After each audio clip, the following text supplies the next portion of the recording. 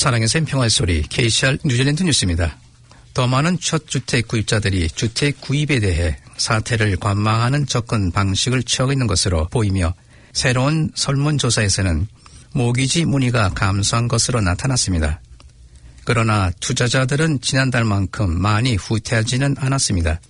경제학자인 토니 알렉산더건 지난 5월에 실시한 주택담보대출 자문인들을 대상으로 한 설문조사에 따르면 첫 주택 구입자들의 신중함의 수준이 한 단계 높아졌습니다.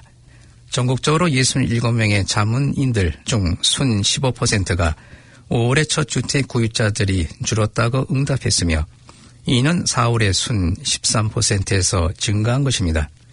그러나 자문가들의 67%가 주택담보대출 자문을 원하는 투자자들이 감소했다고 보고했습니다.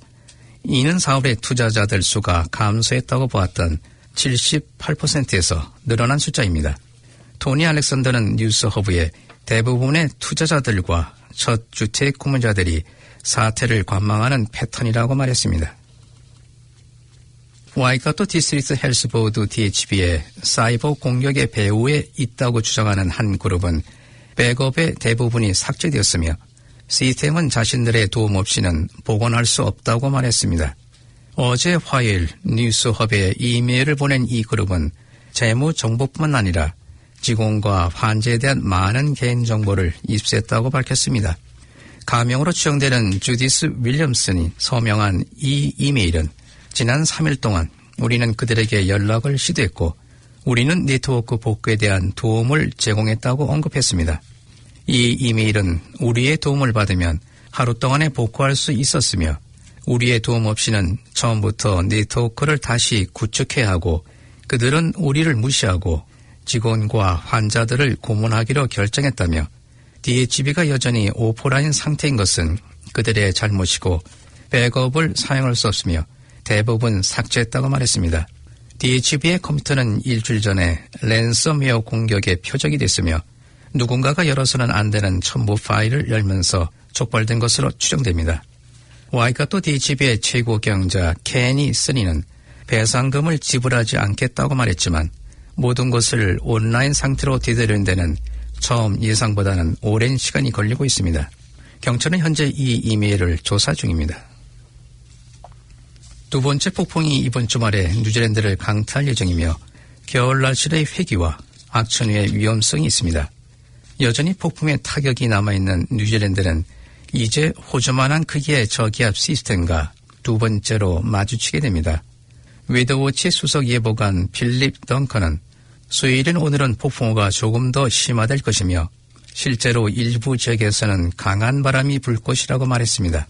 그러나 또 다른 저기압이 다른 쪽에서 형성되어 이번 주 금요일과 주말에 매우 크고 복잡한 저기압 시스템이 태즈만해와 뉴질랜드에 걸쳐 발달될 예정입니다. 덩컨 수석 예보관은 이것은 대략 호주만한 크기의 큰 저기압 시스템이라고 경고했습니다. 이로 인해 남성 동부의 폭우와 약간의 눈과 바람이 많이 부는 날씨가 생성될 수 있습니다. 40여 년 만에 뉴질랜드에서 초대인 계기 월식을 볼 수 있게 됐습니다. 이번 계기 월식은 뉴질랜드에서는 오늘 밤 11시 11분부터 시작돼 11시 25분까지 14분 동안 이어집니다. 특히 이번 계기 월식은 달이 지구에 가장 가까이 있는 상태에서 발생해 평소보다 더 크고 녹이 쓴 것처럼 붉게 보이는 이른바 슈퍼 블러드문이 됩니다. 이처럼 달이 붉게 보이는 이유는 지구가 햇빛을 차단하면서 심하게 필터링이 이루어진 빛만 달 표면에 도달하기 때문입니다.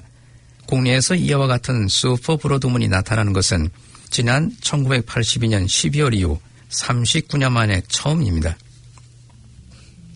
뉴질랜드에서 백신 재고가 우려되는 소식이 나오면서 이번 주 백신 접종 전문 간호사들이 백신 접종 가이드라인을 잘 지키는지에 대한 의문이 제기되고 있습니다.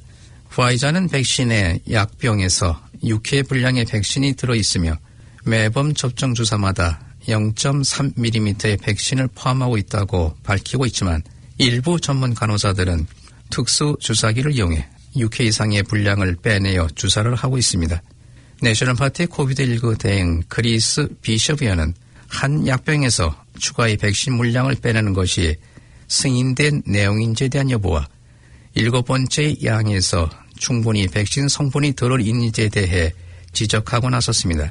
그러나 닥터 애쉬림 블룸필드 보건국장은 약병에서 7번째 주사량을 뺀 적은 없으며 백신 함량이 부족한 점에 대해 의문이 있는 행동은 하지 않는다고 답했습니다. 키위세이브에 저축한 돈을 조기에 해지하는 사람들의 수가 늘어나고 있습니다. 금년 3월 말 기준으로 지난 한 해 동안 가정경제의 어려움으로 해지하는 사람들의 수가 41%나 늘어났습니다. 부동산 전문 인포맥트릭의 브래드 올슨 수석 경제전문가는 뉴질랜드에서의 부의 불균형이 심화되고 있는 증거이며 일부에서는 주택시장을 통해 부를 축적하고 있는 반면 다른 한쪽에서는 생계를 위한 기초비용도 어려워 고생을 하고 있는 상황이라고 말했습니다. 오늘의 환율 정보입니다. 뉴질랜드 달러와 대비 원화의 기준 환율은 811원 48전, 한국에서 보낼 때 819원 59전, 한국에서 받을 때 803원 37전입니다.